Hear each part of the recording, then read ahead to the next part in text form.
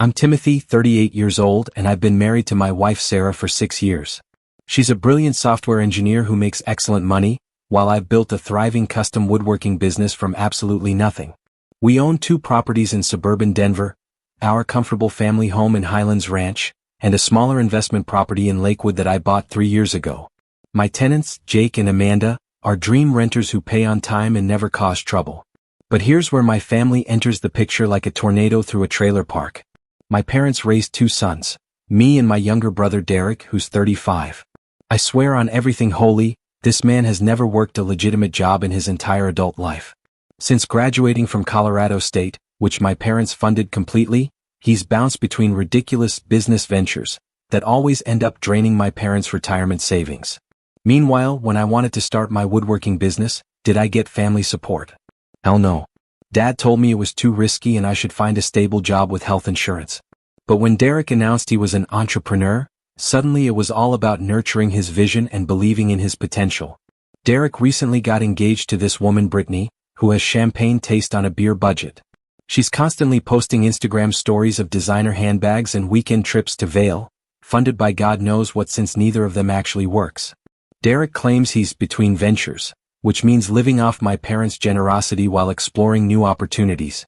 Brittany doesn't work either because she's busy wedding planning and building her personal brand, which consists of makeup tutorials for her 923 Instagram followers. 3 months ago, my parents called with exciting news. They were selling the family house in Littleton, a beautiful ranch-style home they'd owned for 30 years, worth about $650,000 in today's market. I figured they were finally ready to downsize, maybe move to one of those active adult communities in Castle Rock. Made perfect sense for folks in their late 60s. Mom was bubbling with enthusiasm about getting such a great price and starting this new chapter. I was genuinely happy for them. They'd worked hard their entire lives and deserved to enjoy retirement. Dad had put in 30 years with Excel Energy, and Mom had been a dedicated elementary school teacher. Then she dropped the bombshell that would change everything. We gave all the money to Derek as a wedding gift. I literally thought I'd misheard her. You gave him what now? All of it, Timothy. $650,000. He found this gorgeous penthouse in Lodo and we wanted to help him start his new life with Brittany. I'm doing rapid math in my head. If this downtown penthouse costs more than $650,000, and they gave Derek everything from the house sale, where exactly were my parents planning to live? Turns out Derek had found a $1.4 million glass tower penthouse in Denver's trendy lower downtown district, complete with mountain views and a concierge service. My parents had handed over their entire life savings as a down payment, and Derek planned to finance the rest. On what income? That's still the million-dollar question nobody seemed to be asking. What about your retirement? I asked Mom, my stomach already dropping. Oh, we have it all figured out, she said with that cheerful obliviousness that would soon drive me to the edge. We're moving into your rental house. Just like that. Not, would you consider, or could we discuss? Or even, do you think that might work? No, a straight-up declaration that they were commandeering my investment property like they were claiming territory in the Wild West. Did you discuss this with Jake and Amanda? I managed to ask. Apparently, that wasn't necessary because I could just tell my tenants to pack up and leave. You know, break a legal lease and screw over 2 people who'd never done anything wrong, all because my parents needed somewhere to live after giving away their house money to fund Derek's luxury lifestyle. The entitlement was absolutely breathtaking. They'd made this massive financial decision without consulting anyone, handed over their security to bankroll my brother's penthouse dreams, and then just assumed I'd solve their housing crisis by destroying my rental income and legal obligations. When I told them that absolutely wasn't happening, Dad's voice turned cold faster than a Colorado winter. We raised you, Timothy. This is what family does for each other. Family. The same family that paid for Derek's college but not mine. The same family that funded his failed businesses while telling me to be more realistic. The same family that just handed him $650,000 while expecting me to provide free housing. I told them I'd call them back and hung up. Sarah was standing in our kitchen doorway. She'd heard enough to know exactly what was happening. Please tell me you're not actually considering this, she said. Not for a second, I replied, but I know this is just the beginning. My parents don't take no for an answer, especially when they think they're entitled to something. And they clearly believed they were entitled to my rental property. I had no idea how ugly this was about to get. Last Tuesday, I'm in my workshop putting the finishing touches on a custom dining table when my phone starts blowing up. Jake was calling, and something in my gut told me to answer immediately. Timothy, we need help. His voice was shaking. There are people at our front door claiming they own this house. My stomach dropped like a stone. What do you mean claiming they own it? They have suitcases and they're pounding on the door, screaming at us to pack up and get out. The woman keeps yelling that this is their house now and we're trespassing. I already knew who it was, but I had to ask. Did they give you names? They said they're your parents. Of course they did. I told Jake not to open the door under any circumstances and that I was racing over. I dropped everything, didn't even turn off my table saw, just grabbed my keys and tore out of there. The drive across Denver was surreal. Part of me kept thinking maybe there was some misunderstanding, but deep down I knew exactly what was happening. I pulled up to the Lakewood house and there they were, Mom and Dad on the front porch with 2 enormous suitcases and shopping bags from King Soopers, like they were moving in for an extended vacation. Mom was hammering on the door with her fist while Dad stood there looking all authoritative, like some landlord collecting overdue rent. This is ridiculous. Mom was shouting. We know you're in there. Open this door right now. I could see Jake and Amanda's curtains twitching. They were probably terrified but smart enough not to answer. When my parents saw me approaching, Mom immediately switched from furious to relieved. Timothy, thank goodness you're here. These people won't leave. Mom, what are you doing? We're moving in. We told you we needed somewhere to live. And I told you that wasn't happening. Dad stepped forward with that stern expression he used to intimidate me as a kid. Son, we've been staying at a Hampton Inn for 2 weeks waiting for you to handle this situation. 2 weeks in a hotel. Instead of, I don't know, looking for an apartment or calling a realtor or doing literally anything responsible adults do when they need housing. You've been staying at a hotel because you chose to sell your house and give the money away, I said firmly. That's not my problem to solve. We're your parents and they're just tenants, Dad shot back. They're tenants with a legal lease. That's when Mom completely lost it. Started screaming about how ungrateful I was, how they'd sacrificed everything for their children, how a good son would take care of his parents. The entire neighborhood could hear her meltdown. Dad tried a different approach. Look, we already checked out of the hotel. Our reservation's up today. We literally have nowhere else to go. Notice how their poor planning was supposed to become my emergency. They'd painted themselves into a corner and expected me to solve it by screwing over 2 innocent people. Jake cracked the door just enough to peek out. Is everything okay? Should we call someone? Everything's fine, I told him. My parents are leaving. We are not leaving. Mom shrieked. This is family property. That's when I completely lost my patience. This is MY property. I bought it with MY money from MY business that I built with zero help from either of you. Dad launched into his guilt trip playbook. After everything we did for you? What exactly did you do for me, Dad? Because I'm having trouble remembering all this help you're talking about. He started stammering about raising me and providing for me, but I cut him off. You provided the legal minimum required to avoid child neglect charges. Meanwhile, you're currently funding Derek's penthouse lifestyle while demanding I give you free housing. Mom was crying now, doing that manipulative victim routine she'd perfected over the years. Where are we supposed to go?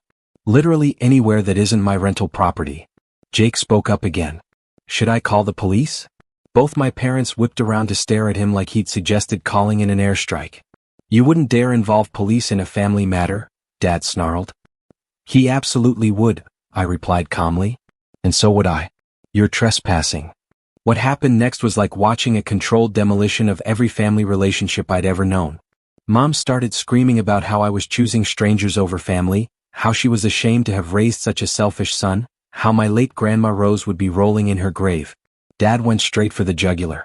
Your brother would never treat us like this. You're absolutely right, I shot back. Derek would take your money and let you live in your car.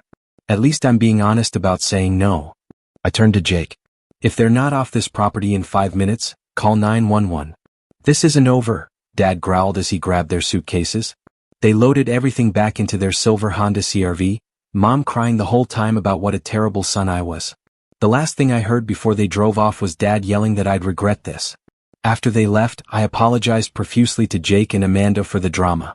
Turns out they'd been hiding in their bedroom for 20 minutes before I arrived, genuinely scared these unhinged people might break down the door. I gave them my direct cell number and told them to call immediately if my parents showed up again. I also said I'd completely understand if they wanted to break their lease early after this harassment. But I knew my parents weren't finished.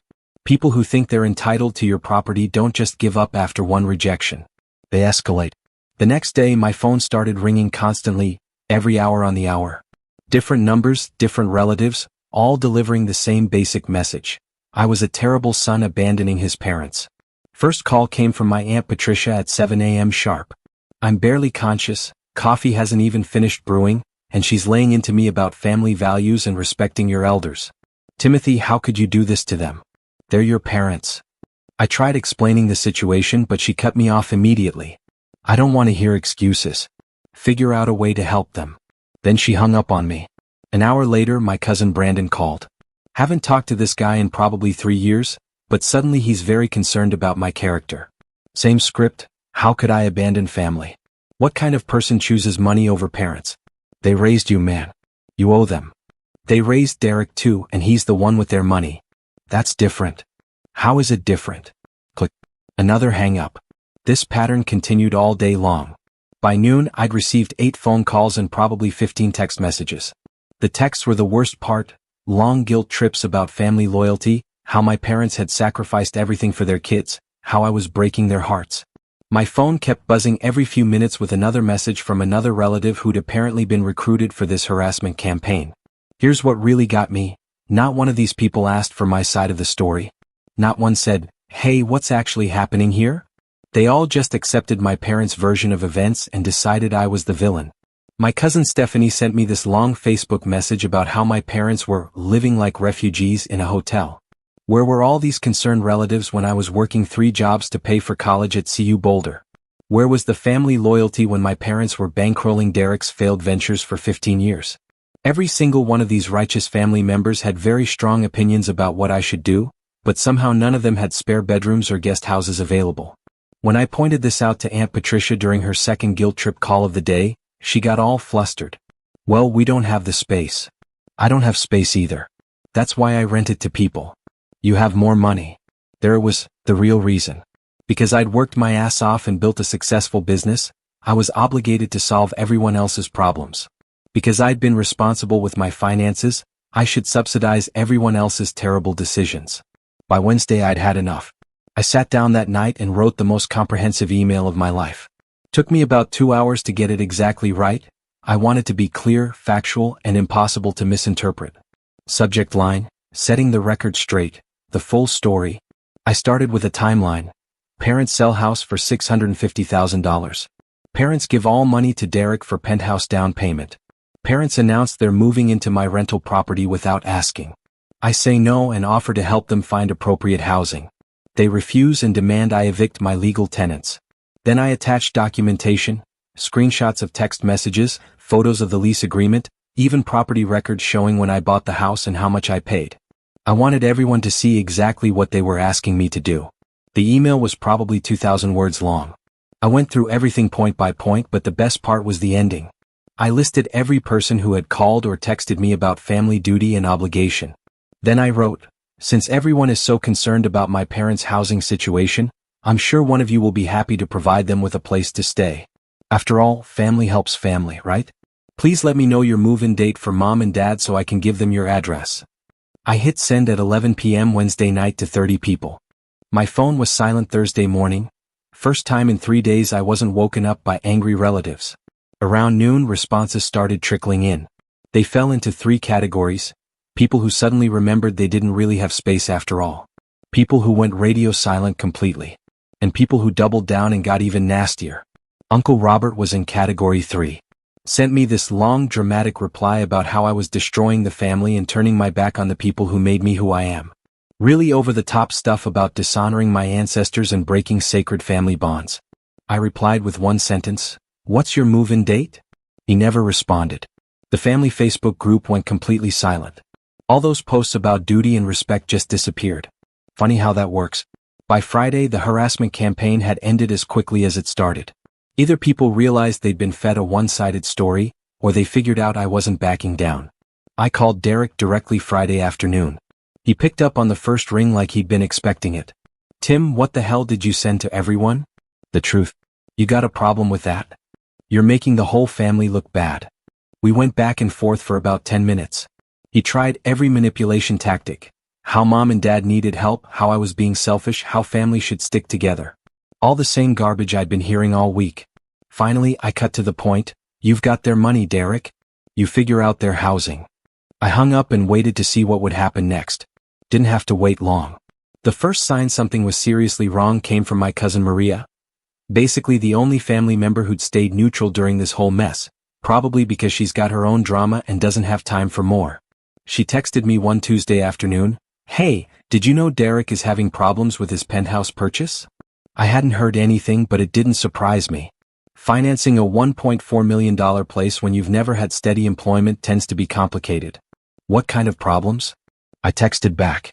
Bank is asking for employment verification and income statements. Apparently, that's harder to provide than he thought. No kidding. Turns out banks actually want proof you can repay massive loans. Revolutionary concept. Over the next few weeks, the full story emerged through the family grapevine. The bank had initially pre-approved Derek based on my parents' down payment and some projections about his consulting business. But when final approval time came, they wanted actual documentation, pay stubs, tax returns, bank statements, all that boring paperwork proving you're not just some deadbeat looking to live beyond your means. Problem was, Derek didn't have any of that because he doesn't actually make money. His consulting business was basically him calling himself an entrepreneur and occasionally meeting people for coffee to discuss opportunities. No clients, no contracts, no revenue, just a website he'd paid someone to build and some business cards. The bank laughed him out of the office. Without the loan, he couldn't buy the penthouse. Without buying the penthouse, he couldn't get his deposit back. And that deposit was a huge chunk of my parents' house money. But wait, it gets better. Derek and Brittany had been planning this massive wedding. We're talking 250+ guests, fancy venue at the Broadmoor in Colorado Springs, open bar, the whole production. Because when you're living off your parents' retirement fund, why not go all out? The venue wanted final payment 2 weeks before the ceremony. Derek called my parents asking them to cover it since they'd already invested so much in his future. My parents had to explain they'd given him literally everything and were currently living in a one-bedroom apartment they could barely afford. So Derek started reaching out to family members for loans, and I use quotes because we all knew he wasn't planning to pay anyone back. I got a text too. "Tim, I know we've had our differences, but I could really use help with the venue payment. It's only $18,000. Only $18,000. Like that's pocket change." I didn't even reply. Apparently, nobody else helped Derek either, because the Broadmoor ended up canceling their booking 3 days before the wedding. They had the ceremony in Brittany's parents' backyard in Aurora instead. Half the guests didn't show up due to the last-minute venue change. According to Maria, Brittany cried through most of the reception about how this wasn't her dream wedding. Meanwhile, the same week as their backyard wedding disaster, I closed on my third property, a small commercial building in Golden that needed work but had incredible potential. I got it $45,000 under market value because the previous owner was motivated to sell. I posted a simple photo on Instagram of the keys and paperwork. Another project in the works. Sometimes patience pays off. Nothing dramatic, just a normal business update. Several family members liked the post. I noticed my parents didn't. But the story wasn't over yet. My parents were about to make one final, desperate play that would cross every line imaginable. Last Saturday morning, Sarah and I were having coffee in our kitchen, discussing baby names and looking at paint samples for the nursery. Perfect, peaceful morning. Exactly the kind of quiet family time I'd been looking forward to. Then our Ring doorbell started going off. I checked my phone and saw my parents standing on our front porch, both dressed up nice. Mom was holding flowers and what looked like a grocery bag. Dad had this weird, forced smile like he was trying to sell me something. They were talking directly to the camera like it was a video call. "Timothy, we know you're home," Mom said in this artificially sweet voice. "We can see your car in the driveway." I looked at Sarah. She was already shaking her head. "We brought groceries to cook for you," Dad chimed in, holding up the bag. "Your mother wants to make that pot roast you used to love." The manipulation was incredible. They'd shown up uninvited with props designed to make me feel guilty, flowers and food like this was some normal family visit instead of another boundary violation. "We've been thinking about everything that happened," Mom continued to the camera. "We made mistakes. We should have asked permission about the rental house. Too little too late. About 8 months too late." I watched this whole performance on my phone while sitting 20 feet away from them.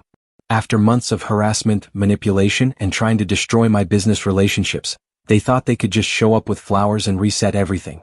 I'm not answering the door, I told Sarah. But my parents weren't giving up. They stood there for 10 minutes taking turns talking to the camera, explaining how sorry they were and how much they missed me. Mom even started crying, doing that victim routine she'd perfected over the years. When it became obvious I wasn't coming to the door, Dad's tone changed. Timothy, this is ridiculous. We're your parents. Open the door so we can talk like adults. That's when I made my decision. I called the police non-emergency line. I need to report trespassing. I have individuals on my property who refuse to leave, and I have a previous incident report involving the same people. Sometimes you have to choose between keeping the peace and keeping your sanity. I chose sanity and I've never been happier. What would you do in this situation? Let us know in the comments. If this story had you on the edge of your seat, smash that like button and subscribe for more jaw-dropping family drama, shocking betrayals, and the revenge stories you won't believe.